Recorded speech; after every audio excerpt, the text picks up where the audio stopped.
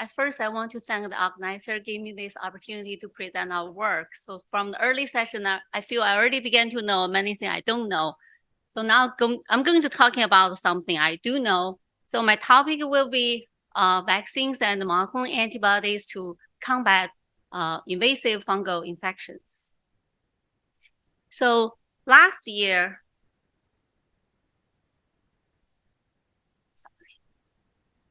WHO published the first ever list about fungal pathogen posing the greatest threat to human health, to guide the research, development, and public health actions.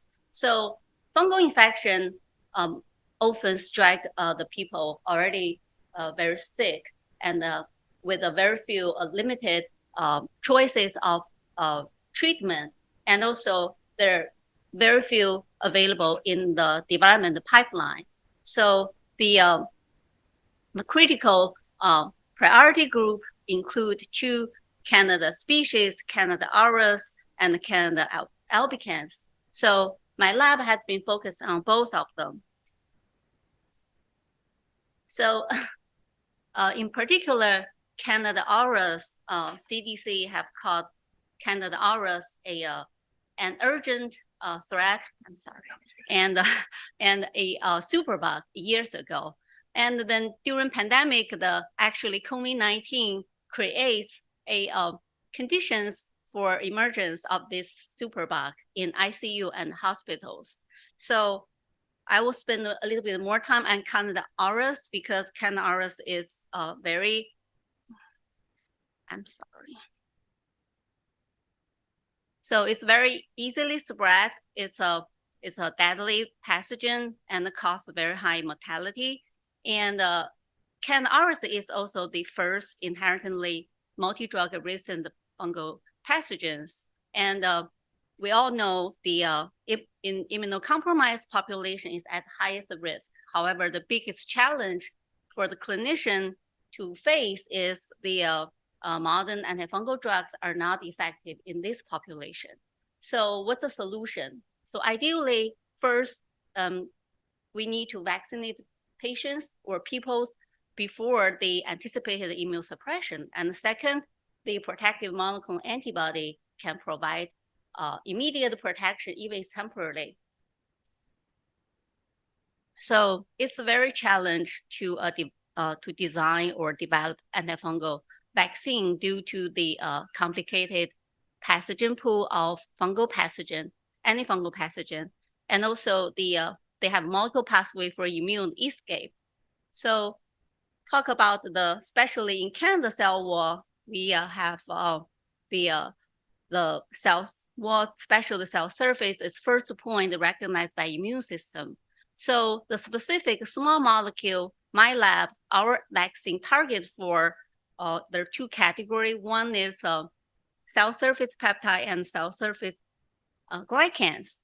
So they all derived from the outer cell wall of the Canada cell wall.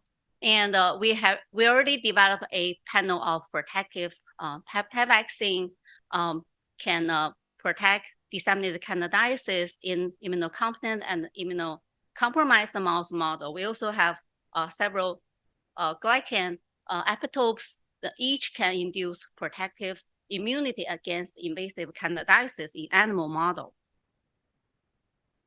Okay, so here's our evolution of our anti-Canada vaccine. So our first generation of anti-Canada vaccine is this glycopeptide conjugates with two protective antigen. One is beta-mantle trials, the other is a peptide.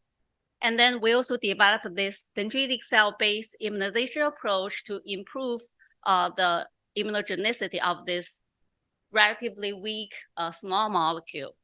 And then, recently, actually, peptide antigen already represents a very attractive alternative to traditional carbohydrate and protein vaccine because it can be produced more easily, safer for the host, and cheaper.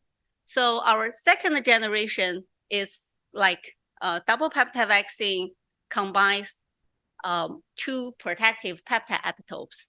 However, we still need the dendritic cell as a delivery platform. So to remove the dendritic cell from our vaccine formula to move for feasible for human use, so our third generation double peptide vaccine contains this various amino acid spacers and the T-cell universal epitopes to increase immunogenicity and the stability.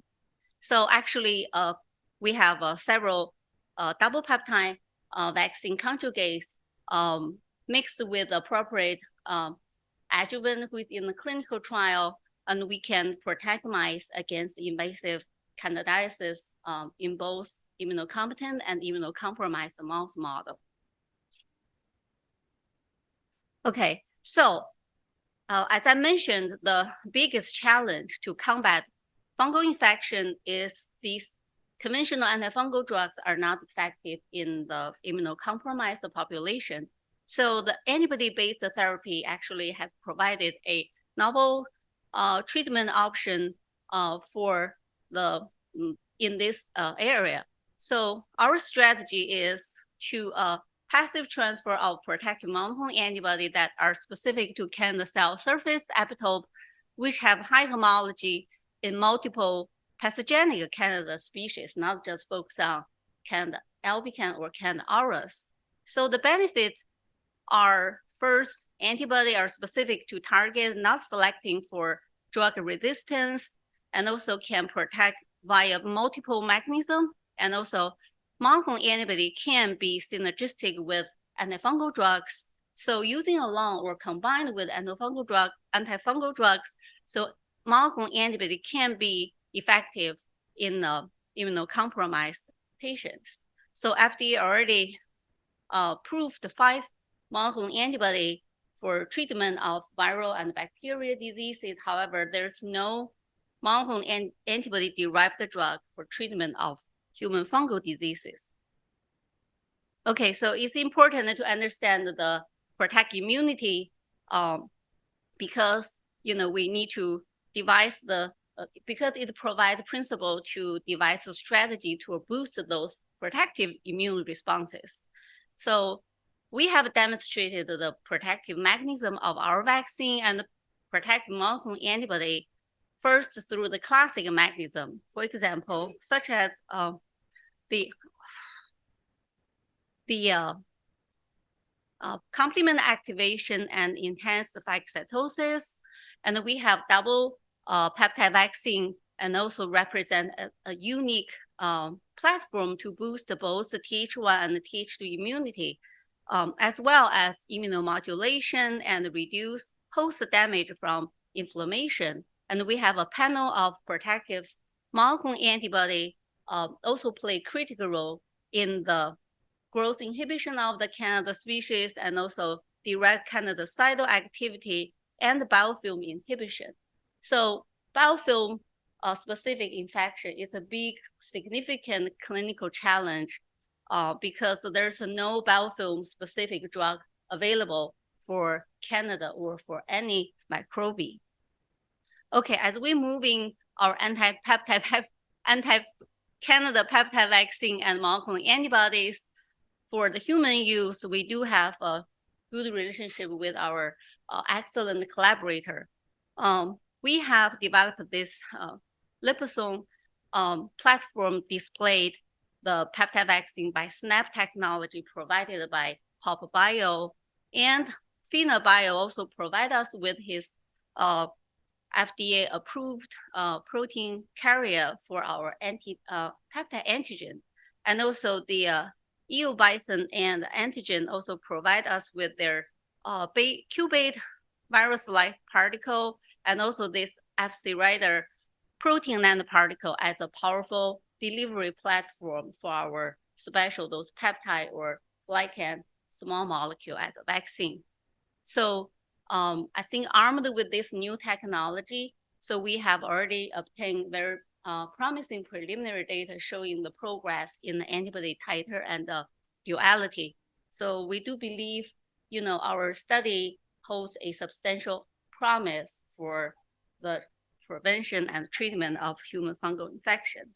So I want to thank you, my lab and my collaborator, and the funding, and also Patrick and Baker Donaldson for years support.